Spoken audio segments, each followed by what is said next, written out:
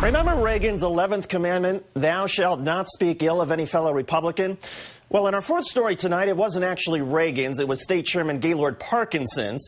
And apparently Republicans no longer observe this commandment any more than they do some of the other ones. Later, congressional Republicans versus Michael Steele, but first, Rush versus Newt. On Meet the Press on Sunday, former House Speaker Gingrich joined a handful of other Republicans rejecting Limbaugh's wish for President Obama to fail. Yesterday, Limbaugh responded, playing two sound bites of Gingrich after a woman called in to complain about Gingrich, saying he was tired of talking about Gingrich and explaining that he doesn't need politicians to support him. I wrote a book once, and one of the chapters is my success is not determined by who wins elections, because they come and go. They are fly-by-night operators, and most of them stand for nothing until they see a poll about what the American people want, and then they go out and try to say one way or another what the American people want while trying to falsely hold on to an ideology at the same time.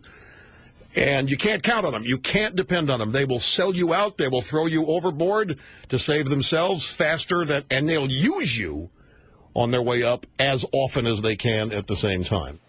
The truly hilarious fact about Limbaugh's claim that he's tired of talking about Gingrich is that he not only took the call about Gingrich, yes, they screened the calls, but he also had two Gingrich sound bites already cut and ready to cue.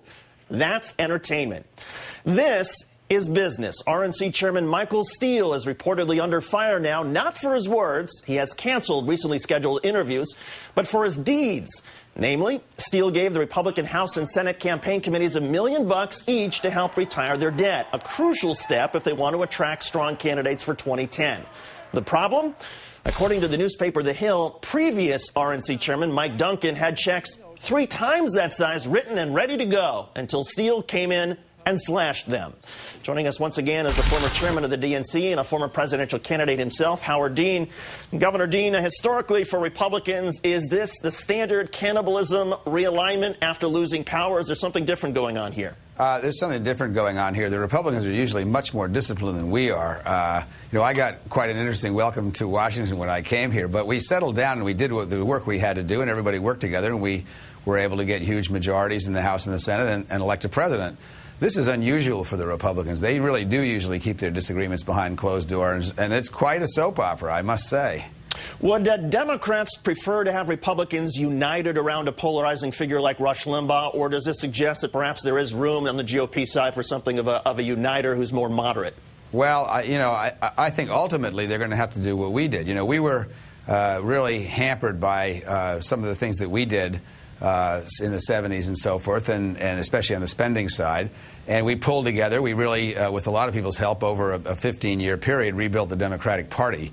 They have to now face that. They are really tied to a small group of ideologues, and I would call Rush Limbaugh one of them, that simply is not way out of step with the average American. I mean, let's just suppose Rush Limbaugh really does have an audience of 20 million people.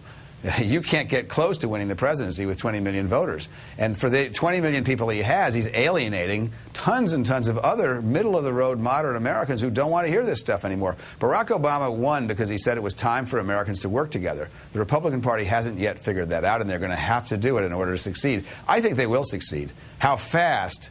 I don't know. I mean, things go in cycles. Eventually, somebody over there is going to figure out that you've got to talk to moderate voters again, but they haven't done it for a long time, and it doesn't look like they're getting ready to do it anytime soon. Now, turning to Michael Steele, the RNC chair, can you explain the tensions between him, the National Party, and these congressional committees? I can explain those tensions very well. Look, the congressional committees have a job to do, and that is elect more members right then and there.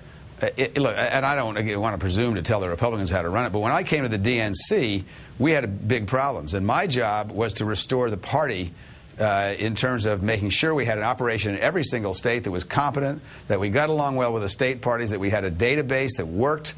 And that's what my money was supposed to go to, not just the immediacy of the election. So what Michael Steele's problem is, he's got the committees who want as much money because they're in debt and they need some help and they're facing the 2010 election, but he's got a long-term building job to do for the Republican Party. And the fights that I got into when I got here is I did not did not allow myself to be deterred from the long-term building job, because you got to keep your eye on the long-term ball if you want to succeed, not just the short-term election.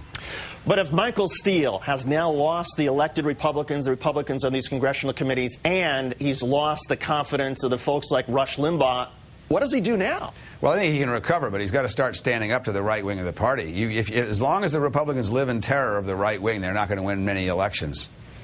What does that suggest then about Newt Gingrich? Is he positioning himself now to try to sort of occupy the middle by condemning Rush Limbaugh, by essentially taking advantage of the fact that there is this vacuum? Is that what Limbaugh's up to, you think? I have no idea what Newt's up to. You know, he is a smart guy, but, you know, I'm looking at this to myself, and I'm thinking this is something I have never seen in the Republican Party.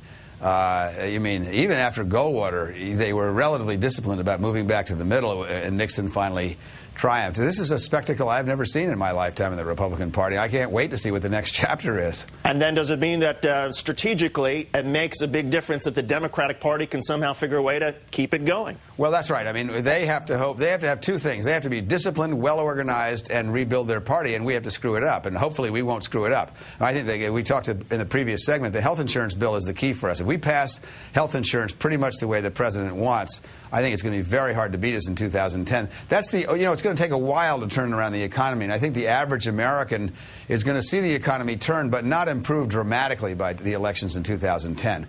Health insurance they can see right away, and if they have the choice, and the insurance companies don't get to write the health insurance bill, I think that's going to reelect both the Congress, give us some more senators, and ultimately reelect the president. I think that's how important the health insurance bill is. Howard Dean, former governor of Vermont and former head of the Democratic National Committee. And Governor Dean, thanks so much for giving us so much of your time tonight. We appreciate it. Thanks for having me on.